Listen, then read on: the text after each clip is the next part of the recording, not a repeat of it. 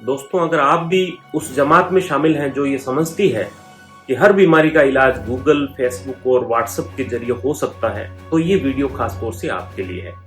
इस वीडियो में हम बात करेंगे कि सीटी स्कैन कोरोना में कब करवाना चाहिए और अनावश्यक सीटी स्कैन करवाने के क्या क्या नुकसान आपको हो सकते हैं।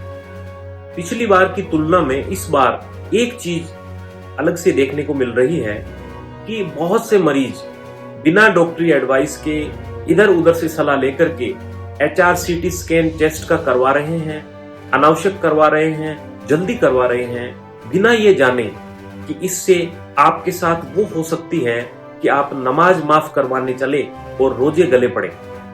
कोरोना में सीटी स्कैन कब करवाना चाहिए, ये निर्णय बहुत सी बातों पर निर्भर करता है, लेकिन एक बात तय है कि शुरुआत के 5-6 दिनों में आपको सीटी स्कैन नहीं करवाना है।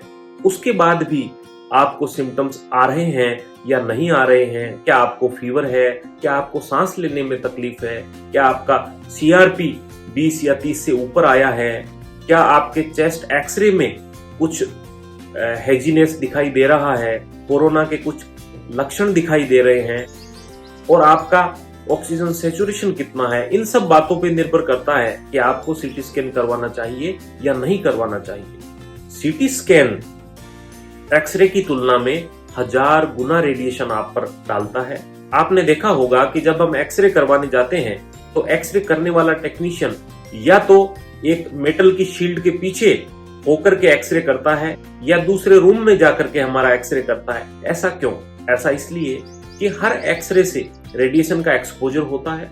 जरा सोचिए कि हम जीवन भर में 5 से 10 एक्सरेज करवाते हैं और आप बिना सोचे समझे सीटी स्कैन के जरिए 1000 एक्सरे की डोज एक साथ ले रहे हैं। इससे बहुत से दुष्प्रभाव शरीर पर पड़ सकते हैं। हो सकता है कि आपने जल्दबाजी में जो सीटी स्कैन करवाया है उसके 5 दिन बाद वास्तव में आपको सीटी स्कैन करवाने की जरूरत पड़ जाए। ऐसी स्थिति में आपका एक्सपोजर डबल हो जाएगा।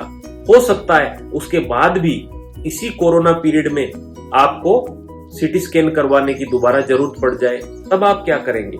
इस तरह से आपका एक्सरेज का एक्सपोजर बढ़ता जाएगा। हो सकता है कल और किसी वजह से हमें वापस सीटी स्कैन करवाना पड़े। उस सूरत में आपका बहुत कम समय में ज्यादा एक्सपोजर होगा जो कैंसर को न्योता दे सकता है। नेचुरल जो बैकग्राउंड रेडिएशन है वो हम जितना 3-4 साल में लेते हैं उतना आप एक सीटी स्कैन में ही ले लेते हैं। अब इसके साथ दूसरा एक्सपोजर अगर जुड़ गया तो आपको कैंसर होने के चांसेस बहुत ज्यादा बढ़ जाते हैं। तो आप जान लें कि आपको सीटी स्कैन कब करवाना है और अनावश्यक तो कतई नहीं करवाना। जहां तक संभव हो सीटी स्कैन से बचें।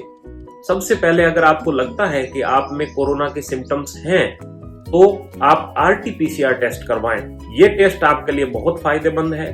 हालत बिगड़ने की स्थिति में जब आप हॉस्पिटल्स में एडमिट होंगे तो सरकारी हॉस्पिटल्स में बेड की किल्लत के चलते अब RT-PCR पॉजिटिव होना एक प्रीरिक्विजिट है गवर्नमेंट हॉस्पिटल्स में।